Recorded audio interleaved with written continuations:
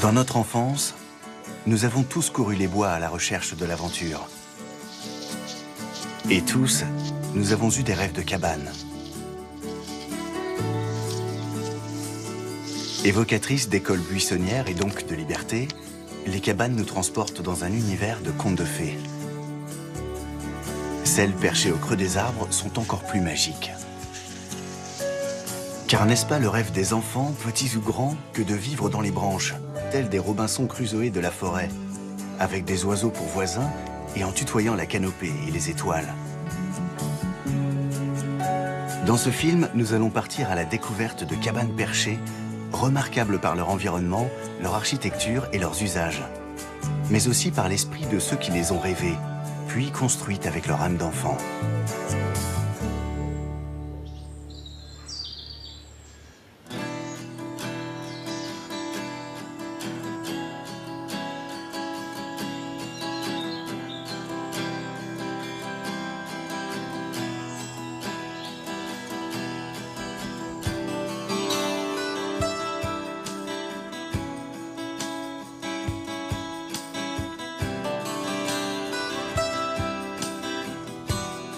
Notre histoire commence en France, quelque part au cœur de l'Auvergne et des forêts du massif du Sancy.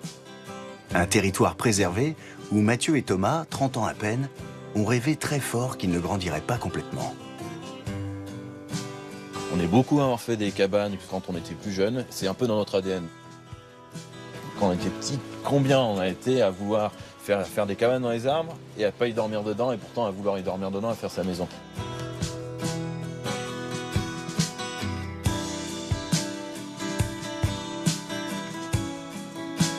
On s'est rendu compte, à peu près à l'âge de 20 ans, qu'il y a des gens qui commençaient à construire des cabanes et qui en faisaient leur métier, que c'était pas seulement un loisir, et à faire venir dormir des gens dedans. Et puis on s'est dit, ah ben ça c'est pour nous quoi, c'est absolument ce qu'on veut faire. Mathieu et moi, ça fait un peu plus de 20 ans maintenant qu'on se connaît, depuis qu'on a 7 ans. On s'est rencontrés à l'école au début et très vite après, on a été au scout ensemble, au scout de France, pendant pas mal d'années. On est devenus les meilleurs copains, à jouer dans les bois, à construire des cabanes. Il est beaucoup trop lourd, ça c'est clair. Il y a quelques années, Thomas et Mathieu ont décidé de se lancer dans l'aventure en devenant constructeurs professionnels. Ils ont aussi en parallèle créé leur village perché idéal à quelques kilomètres de la Tour d'Auvergne, dans la forêt de la Stèle. Et ici, cette forêt, elle est superbe parce que c'est une forêt qui a été gérée par l'ONF.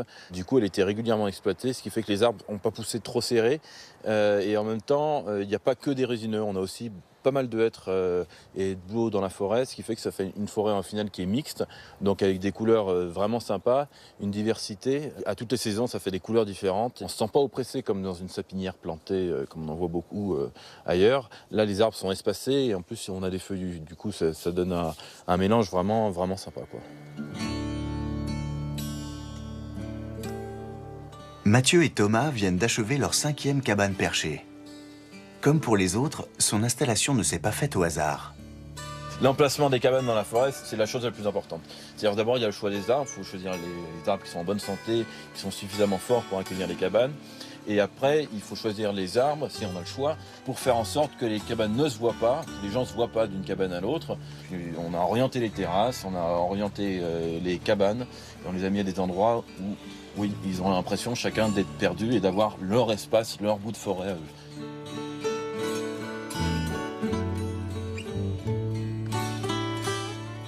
On voulait donner un côté un peu aventure à cette cabane. Donc on traverse cette grande passerelle de 30 mètres. Après, on a une échelle qui arrive directement dans la cabane. Donc on soulève une trappe avec un système de contrepoids et on se retrouve directement à l'intérieur de la cabane. Celle-là, on a fait une cabane carrée. Ce qu'on a fait, c'est qu'on a essayé de lui faire une forme un peu de tente. Ce qui fait qu'en fait, on a juste 2 pans de toit qui sont très grands et des murs qui sont très bas, qui font 1 mètre de hauteur. Du coup, c'est une tente, mais avec un étage. À l'intérieur, on a une mezzanine, un lit qui est sous la charpente, qui est courbé. Voilà, c'est assez sympa. Et du coup, ça rappelle un petit peu, justement, nos camps quand on était enfant. On a beaucoup dormi sous la tente. Et du coup, voilà, c'est notre tente fixe, maintenant. On s'est rendu compte que depuis quelques années, c'est un concept qui se développait beaucoup. qu'il y a de plus en plus de gens qui voulaient construire des cabanes, faire dormir des gens dedans et des gens qui veulent venir passer un séjour dans un concept comme celui-ci.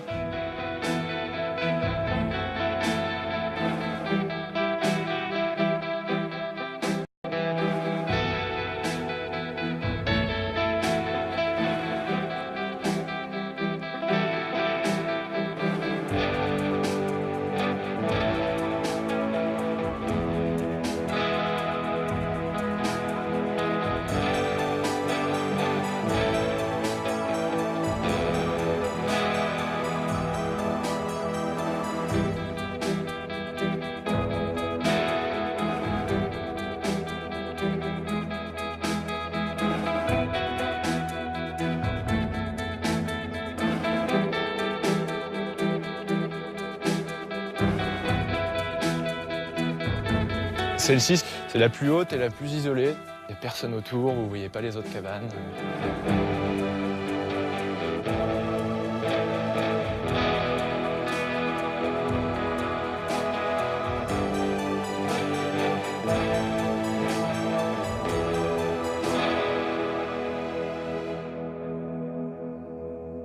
Celle-là, elle est sur le roi de la forêt, c'est-à-dire c'est le plus bel arbre qu'on avait, un arbre qui a à peu près 200 ans.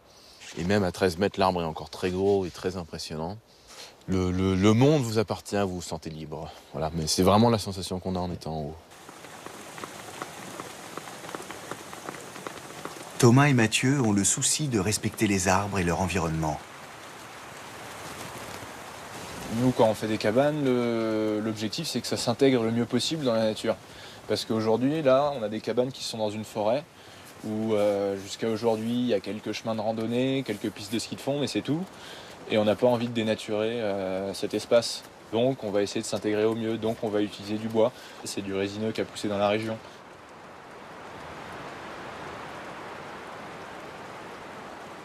L'arbre, de toute façon, on le gêne. Avant, il n'y avait rien. On arrive, on l'embête, on lui met du poids dessus, on fait grimper des gens dedans. Comment on fait pour diminuer au maximum l'impact sur la vie de l'arbre qui n'a rien demandé à personne? On travaille avec des essences qui sont naturellement durables, c'est-à-dire qui vont résister aux attaques d'insectes, de champignons. Donc principalement du Douglas et du mélèze.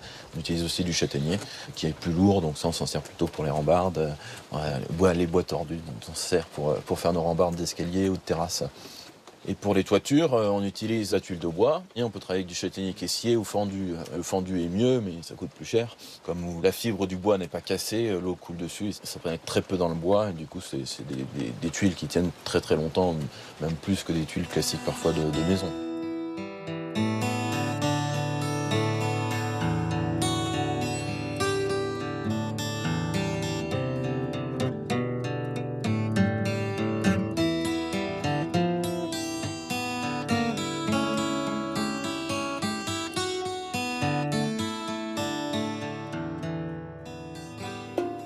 Outre les 5 cabanes de leur village auvergnat, Thomas et Mathieu ont déjà plus d'une quarantaine de réalisations à leur actif, à travers toute la France.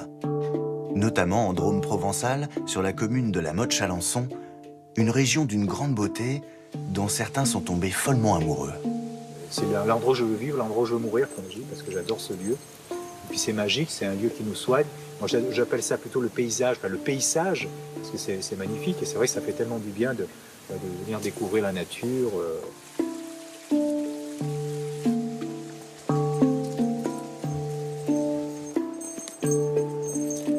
Michel s'est installé ici il y a une douzaine d'années. Il a au fil du temps créé sur plusieurs hectares de bois et d'eau un écosite, où différents hébergements insolites sont à la disposition des voyageurs. Yourte, tipi, roulotte et une cabane perchée. Un lieu pour se relaxer, zen et durable, mais avant tout une tentative pour démontrer que l'être humain peut vivre en harmonie avec son environnement. C'est un écosite, donc ici je pratique la méditation quand j'utilise les toilettes sèches, comme je dis souvent.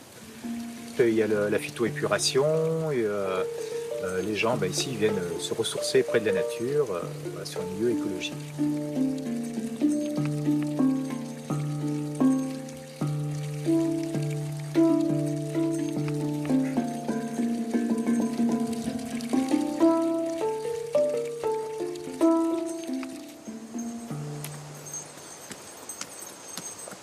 Dans cet univers enchanté, la cabane perchée de Michel tient une place toute particulière.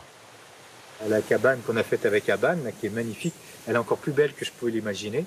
Donc je l'ai dessinée avec eux, et puis je dessinais la porte, et puis on l'a réalisé ensemble, même la porte là. Et puis ils ont fait toute la structure, et puis j'ai fait l'intérieur. Donc j'ai fait tout l'intérieur. Je l'appelle la cabarbe sur pilutin, la cabarbe sur pilutin. Comme elle est sur pilotis, on l'appelle la cabarbe sur pilutin.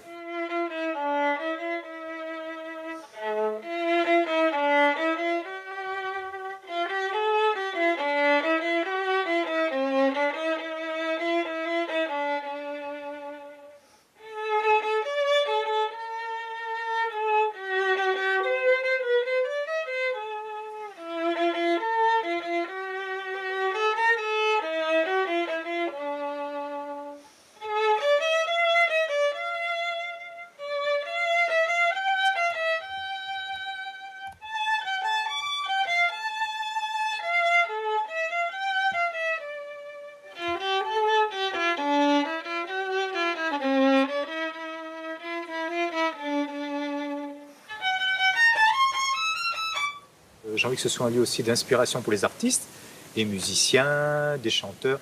Et je rêve que ce lieu aussi serve pour que des artistes viennent se reposer ou pour créer. Voilà, que ce soit un lieu aussi pour eux, pour venir se ressourcer et avoir l'inspiration avec la cabane, avec la yourte ou voilà, les éléments de la nature ici. Jean-Marc, un ami musicien, est justement venu profiter du lieu pour improviser au violon.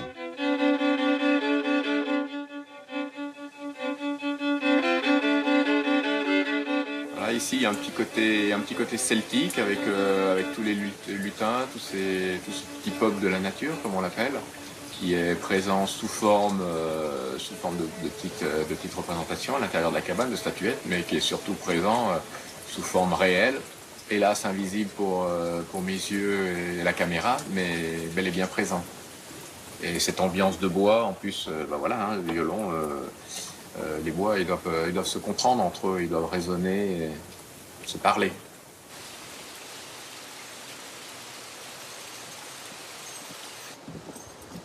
Quand on a implanté aussi tous les hébergements, j'ai toujours fait attention de demander soit aux esprits de la nature, soit aux lieux, si on pouvait mettre tel ou tel hébergement, comme la cabane, là, avec Yannick Ni. Il a demandé au druide, dans l'invisible, si on pouvait faire la cabane, et s'il avait dit non, je ne faisais pas du tout la cabane. Au début, il était un peu mitigé, il dit est-ce qu'on peut la faire là? Il dit oui, donc on l'a faite, et puis je sais que maintenant c'est la Sagrada Familia des lutins. Parce qu'ils adorent, ils tournent autour, ils adorent être ici.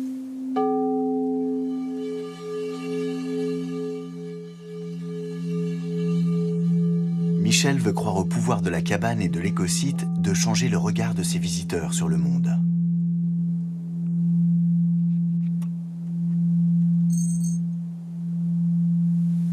Je pense qu'il y a de plus en plus de gens qui ont envie de changer de vie. Quand ils viennent ici, je sais que ça les transforme, ils arrivent, et puis quand ils repassent, ils ont le sourire jusque-là. C'est pour ça que la cabane, pour moi, elle est merveilleuse. Des fois, j'ai même des émotions, elle me fait presque pleurer aussi, parce qu'elle me touche, parce qu'elle est belle, et puis qu'elle touche les gens. Je sais que les gens, ils l'adorent.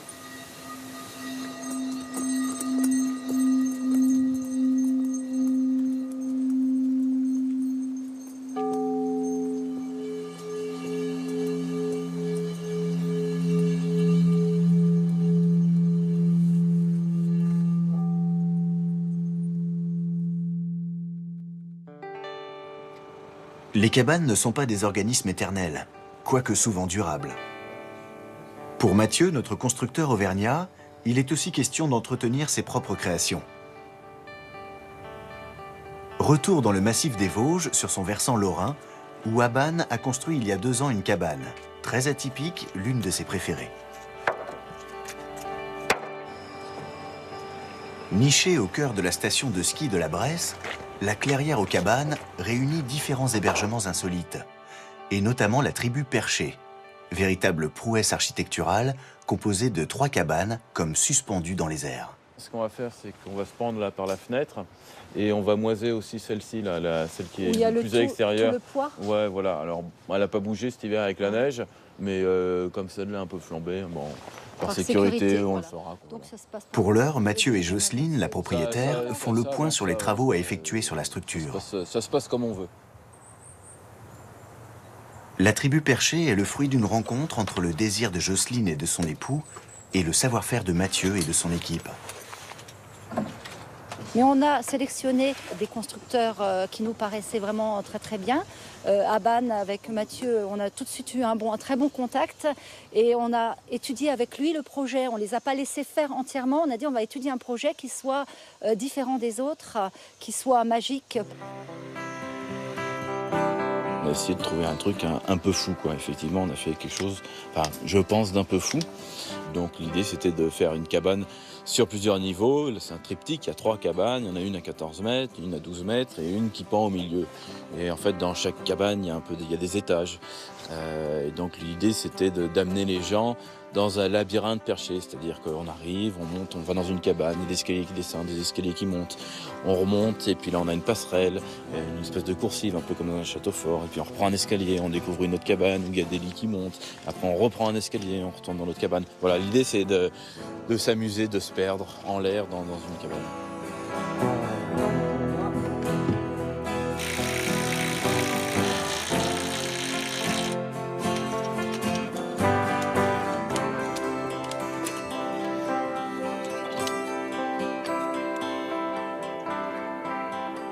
Le bois, il bouge, il vit, il gonfle, il dégonfle, il sèche.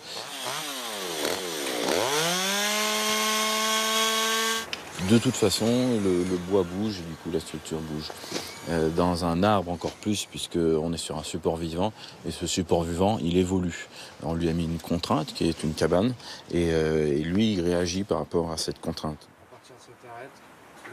Il faut surveiller la cabane, il faut surveiller l'arbre, comment il réagit. L'arbre, il faut le faire expertiser tous les ans. Faire quelque chose si l'arbre va pas bien, quoi.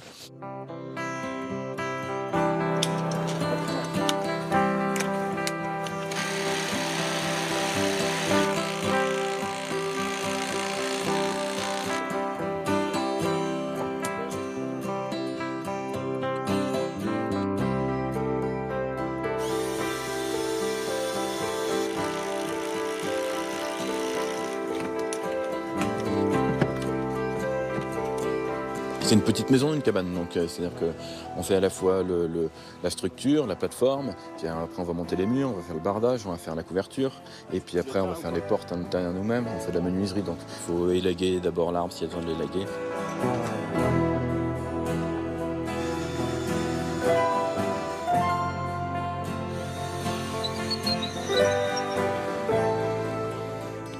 C'est un métier pour des gens qui sont passionnés. Faut être passionné du bois, faut être passionné des arbres. Il y a des contraintes qui sont quand même liées à ce métier, c'est-à-dire qu'on construit dans toute la France, on n'est pas souvent chez soi, on est tout le temps dehors, il pleut, il neige, il vente. Ce qui donne envie de retourner à chaque fois à un autre endroit pour construire des cabanes, c'est de faire naître quelque chose d'atypique, de nouveau à chaque fois, et de laisser libre cours en plus à sa créativité pour aller implanter quelque chose dans un arbre quelque part, faire rêver à la fin ceux qui viendront dormir dans les cabanes. Il faut aimer faire les choses bien et aimer faire rêver. Comme pour les autres cabanes, la question est de savoir combien de temps elles résisteront aux assauts du temps et des éléments. Aujourd'hui, le recul qu'on a sur des cabanes, c'est 10 ans, donc c'est pas énorme. Tant qu'il n'y a pas trop de soucis au niveau de l'arbre, je vois pas pourquoi ça tiendrait pas 20, 30 ans.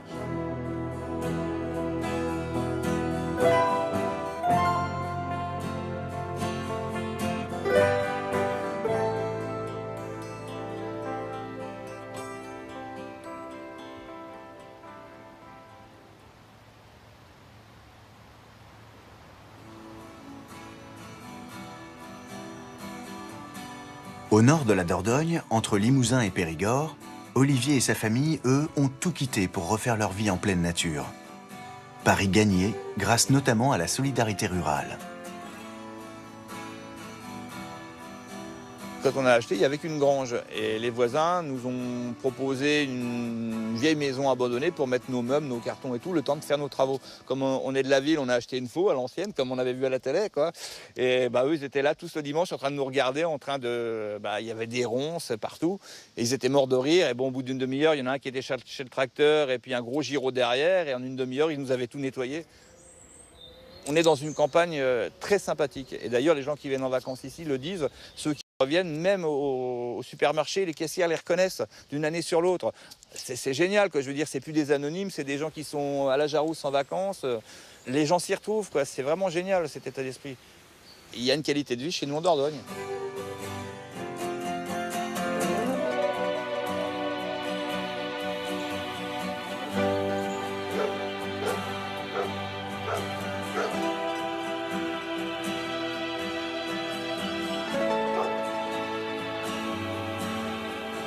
Olivier n'a pas trouvé qu'une qualité de vie en Dordogne, mais aussi l'inspiration pour son activité professionnelle, ainsi qu'un partenaire de choix pour la concrétiser. Moi, toutes mes cabanes, elles sont pensées, réalisées avec une thématique, une originalité. Donc il y en a une qui est sur l'Inde, il y en a une qui est sur le Japon. Donc elles ont la forme, elles ont le mobilier, elles ont les couleurs, elles ont l'odeur. Elles sont toutes différentes. C'est pas une cabane en bois pour louer, pour faire de l'argent. C'est pas ça. Actuellement, c'est vrai qu'ils s'en construisent à tout va. Est-ce que ça va durer? Je ne sais pas.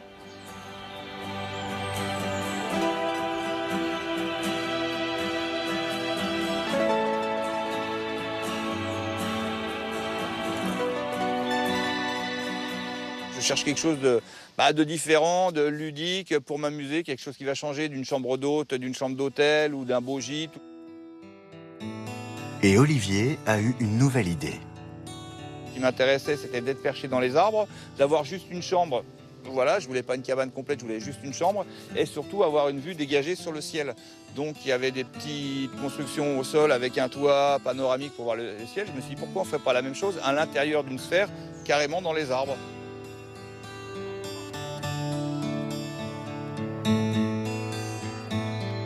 C'est ainsi que sont nés les Lovni, de drôles de cabanes sphériques, suspendues aux arbres, comme de véritables perchoirs entre ciel et terre.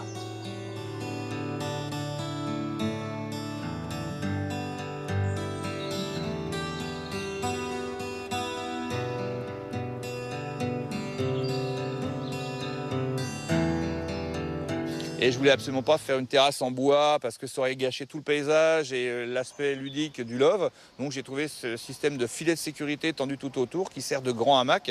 Donc les gens ont une grande terrasse plein air pour profiter 2 fois plus de la nature.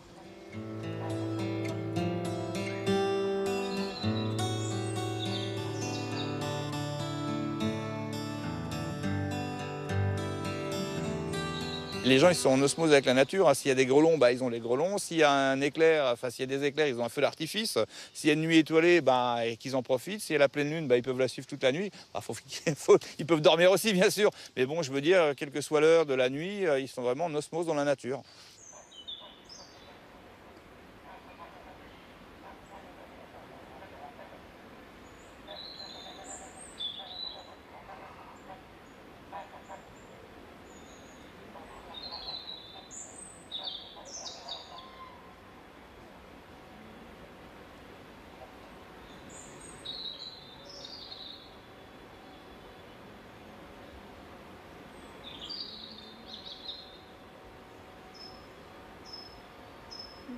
Qui est un petit jeu de mots qui est rigolo parce que je suis sur 2 communes, dont une qui s'appelle Angoisse, donc je suis un angoissé. Voilà, c'est parce que c'est le petit jeu de mots rigolo, mais bon, franchement, si tout le monde était angoissé comme moi, je pense qu'il y a beaucoup de gens qui ne prendraient plus de médicaments.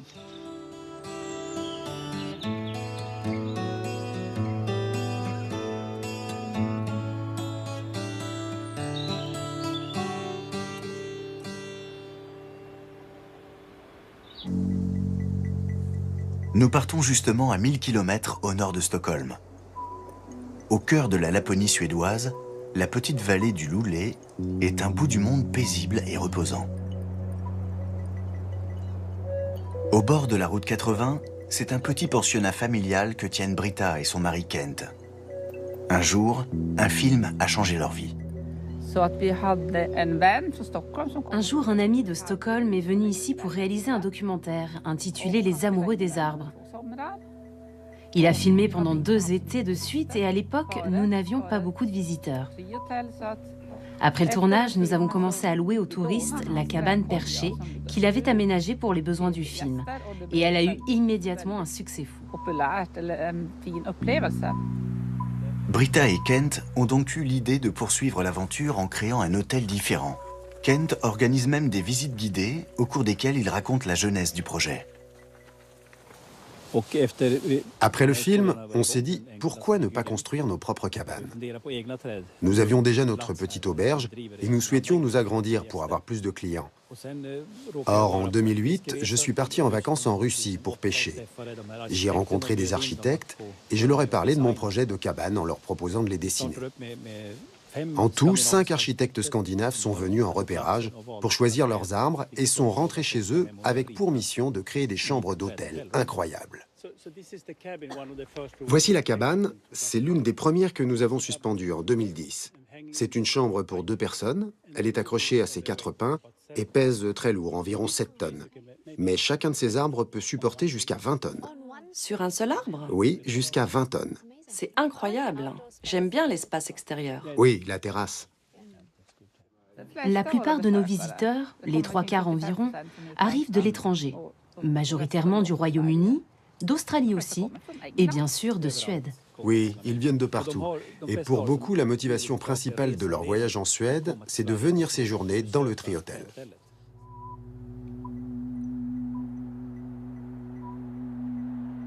Le clou de la visite est assurément le Mirror Cube, une structure de 4 mètres de côté entièrement habillée de verre miroir, qui absorbe son environnement pour mieux s'y fondre.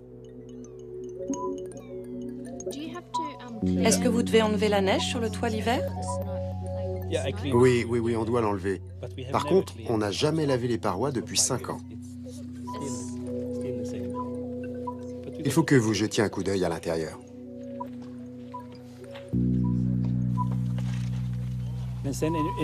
L'une des raisons qui pousse les gens à venir, c'est la curiosité. Bien sûr, c'est une expérience originale de séjourner dans une cabane perchée dans les arbres. Mais c'est aussi parce que nous avons construit quelque chose de tout à fait unique en termes de design et d'architecture. C'est une dimension qui les intéresse beaucoup. Au Tri-Hôtel, on peut ainsi faire l'expérience d'une nuit ou deux dans un objet perché non identifié.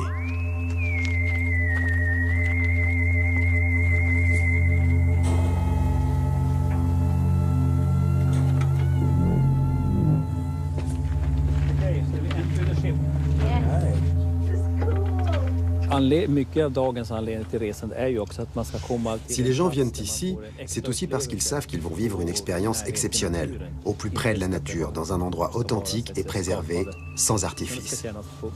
C'est très important pour nous également.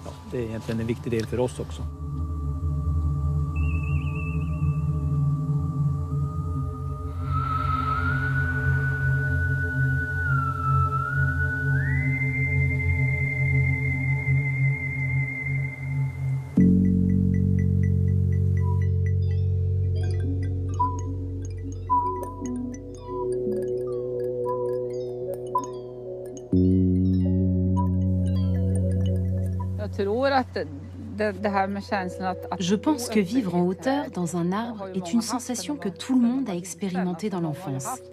Nous sommes nombreux à avoir construit des cabanes étant petits. C'est pourquoi les gens aiment tellement l'idée d'y habiter. Maintenant, les adultes ont leur cabane perchée ici. Les adultes et les enfants. Au total, ce sont 6 chambres perchées qui composent le Tri-Hôtel de Kent et de Britta, aux noms évocateurs. La libellule, le cône bleuté, résolument rouge après que l'architecte a changé d'avis sur la couleur. Le très discret nid d'oiseau, tout fagoté de bois et qui évoque l'abri de quelques rapaces géants. Des chambres dont le design a fait le tour du monde.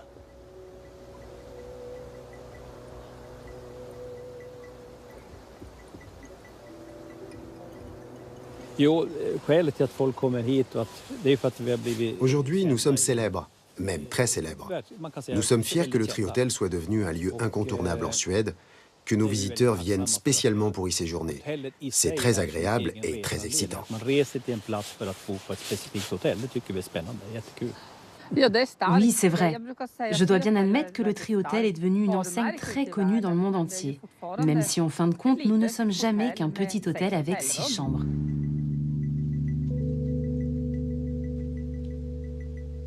L'hiver au Tri-Hôtel est la saison la plus populaire. Loin du tumulte des villes, le paysage lapon enneigé y offre comme un sentiment d'éternité.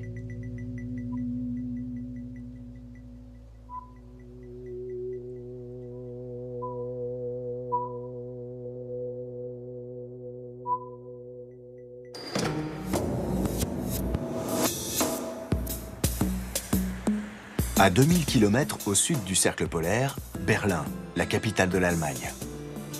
Une métropole de 3,5 millions d'habitants, centre culturel et artistique de premier plan où il fait plutôt bon vivre. Kolja, la trentaine, citadin heureux, y a pourtant eu lui aussi son rêve de cabane. J'aime la vie urbaine. Je me sens à l'aise dans cet environnement. J'apprécie la diversité de son offre de distraction. Mais il est vrai qu'en avançant en âge, on aspire aussi à un peu plus de calme et de lenteur.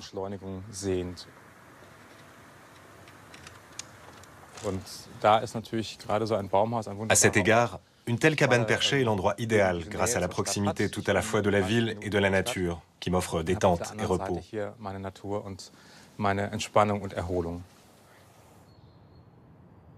Il y a 2 ans, Kolja a fait bâtir dans le quartier de Zellendorf 2 étonnantes cabanes perchées. Pour moi, ces cabanes sont une sorte de refuge. La ville est bruyante et animée, et le devient chaque jour un peu plus. Elle attire beaucoup de gens du monde entier. Je travaille moi-même dans le domaine du tourisme, et c'est pour cela que je considère ma cabane perchée comme un havre de paix. Un abri, situé pourtant à seulement 30 minutes de l'agitation urbaine, en pleine nature. Le temps y passe un peu moins vite. On peut tranquillement se recentrer sur soi. Zeit geht etwas langsamer und man hat einfach auch Ruhe und findet auch wieder zu sich.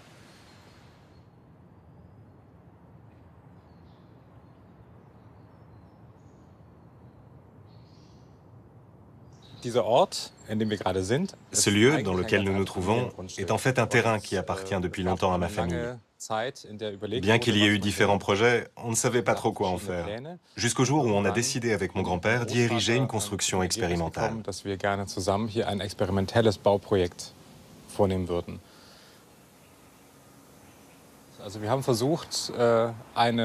On a essayé de créer une situation nouvelle, destinée à faire réfléchir les gens à différentes questions. De quelle manière voulons-nous habiter? Dans quel environnement? De quel espace avons-nous besoin? Comment nous organiser? Beaucoup de questionnements auxquels les maisons dans les arbres peuvent contribuer à apporter des réponses. Ou mieux, elles offrent aux gens un espace pour élaborer eux-mêmes un concept d'habitation.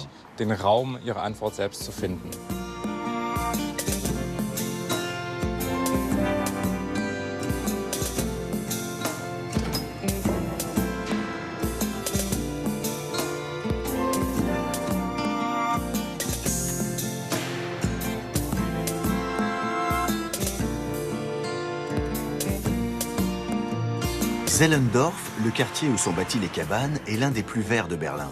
À 2 pas se trouve la forêt de Grunwald, le plus grand espace boisé de la capitale, et le Krümelanke, l'un de ses nombreux lacs. En fait, nous nous trouvons exactement entre la ville et la nature, et nous essayons d'une certaine façon de relier les deux. Il y a ici une rue devant ma porte, un parking, des voisins, des accès normaux à l'eau, à l'électricité, à tout ce dont on a besoin. J'ai un magasin à proximité, je suis relié à la ville par le métro et le RER. Mais de l'autre côté de ma maison, il y a la forêt, une véritable grande forêt. Il y a un lac formidable pour se baigner, je peux me promener, faire du vélo. J'ai la nature à portée de main. La symbiose entre ces deux univers forme le concept du projet Urban Tree House.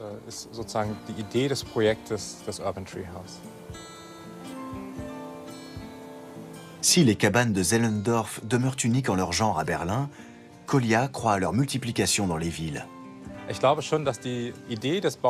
Je crois au succès du concept des maisons dans les arbres, surtout de ces espaces confortables. Et je crois qu'il y en aura de plus en plus. Nous avons de nouveaux projets et recevons beaucoup de demandes de gens prêts à coopérer avec nous. À l'avenir, l'Allemagne et peut-être même Berlin verront certainement se développer beaucoup d'autres cabanes perchées.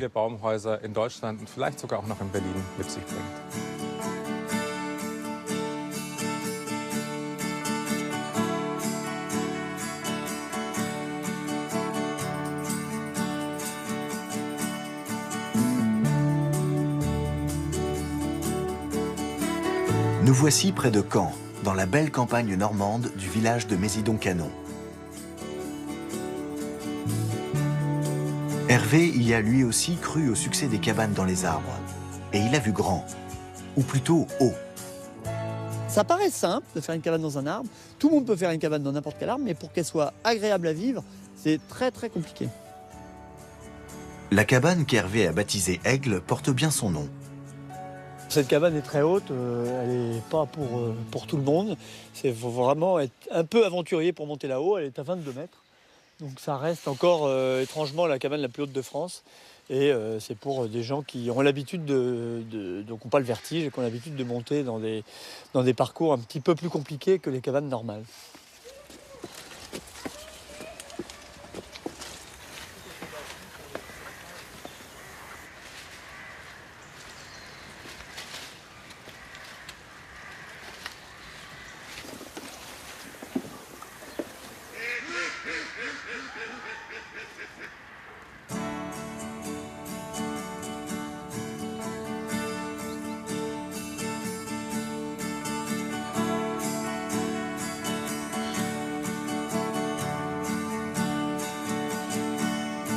Là, il faut être amoureux.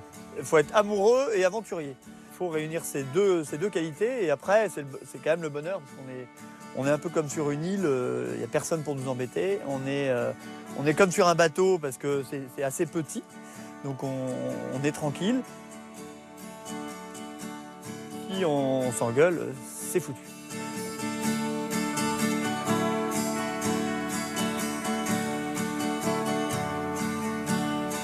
J'avais repéré qu'il y avait un arbre magnifique qui partait tout droit et qui avait une fourche très haute. Et c'est un peu une compétition aussi avec un copain qui est en Bretagne qui fait beaucoup de cabanes. Comme je savais que j'allais pas en faire beaucoup, je me suis dit je vais faire la plus haute. Comme ça, au moins, il pourra pas faire aussi haut.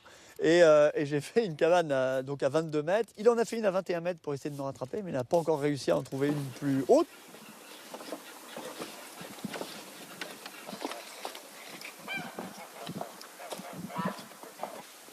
C'est compliqué parce qu'il faut que la fourche démarre très haute. Parce que des arbres, il y a des arbres à 40 mètres ou même 45, 50 mètres. Mais on ne peut pas faire des cabanes en haut des branches. Il faut faire ça dans la fourche. C'était un rêve de faire une cabane hyper haute. Parce que quand vous êtes une cabane qui est en demi-hauteur, vous êtes au milieu de la forêt. Après, quand vous avez un arbre très bien placé, vous pouvez avoir une belle vue. Mais l'idéal, c'est d'être au-dessus des arbres. Et du coup, au lieu d'avoir le tronc des autres arbres en face, vous avez une vue fabuleuse. Vous avez la canopée des arbres, le dessus des arbres. Et c'est magnifique. Hervé a aujourd'hui 5 cabanes perchées. Une aventure dans laquelle cet exploitant agricole s'est lancé pour diversifier son activité. En 2008, j'ai créé donc ma première cabane, qui était la cabane Cascade.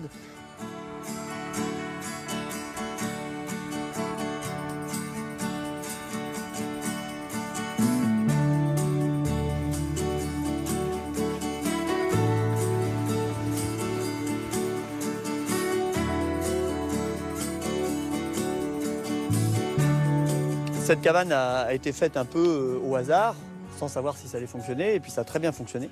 On en a fait d'autres grâce à la cascade.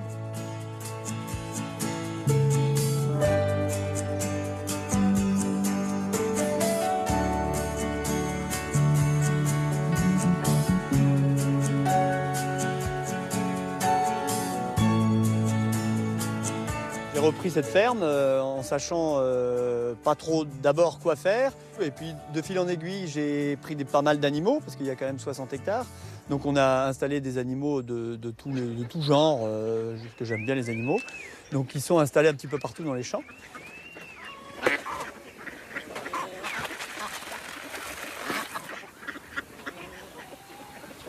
Les clients de la ferme viennent par hasard pour voir les animaux, tombent sur les cabanes. Les clients des cabanes tombent sur les animaux, donc sont ravis d'être au milieu des animaux, parce que c'est quand même plus drôle que d'être dans un bois tout sombre. C'est surtout ça qui nous motive.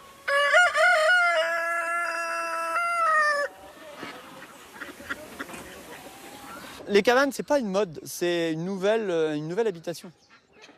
Parce que tout le monde m'a dit « Non, ne te lance pas dans les cabanes, ça a marché 2 ans, après ça n'a plus marché ». C'est totalement faux. Toute personne qui a dormi dans une cabane, eh ben, ils ont envie de redormir dans une cabane.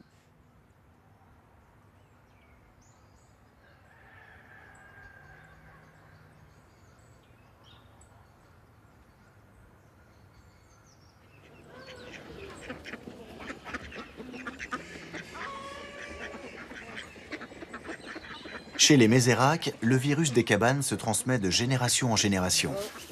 La relève est déjà là. C'est ça, c'est au moins... Bah, normalement oui, hein. Parce que vu que l'autre il est droit, Chez toi, c'est C'est bien. pas mal. La tige. Prends la tige et tire là-dedans. Attends. Voilà. T'arrives à la coulisser dedans. Il a fait. Ah. Ah là, c'est bon. Ça sort là? Ben voilà. Bah, les enfants, naturellement, montent dans les arbres tout seuls. Donc nous, on était peut-être un peu plus autonomes parce que nos parents ouvraient les portes le matin, sonnaient la trompette pour nous retrouver pour déjeuner. Donc on revenait des bois et on passait avec nos copains, on passait toute notre vie dans les arbres, dans les bois, on faisait des cabanes en permanence. Mais maintenant, on surveille un peu plus nos enfants, donc on les guide pour faire des cabanes. Donc on les aide là, à faire une petite cabane dans un arbre pour qu'ils prennent l'habitude.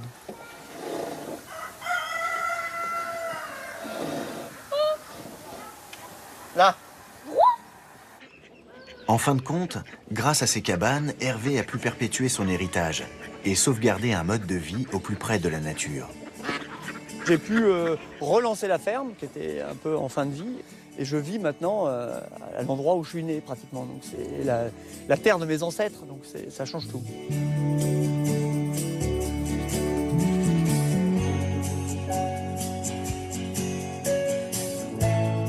Sur les visages de nos passionnés se referme ce parcours au perché. Chacun à sa façon démontre que les cabanes dans les arbres continueront longtemps encore à inspirer et à faire rêver petits et grands.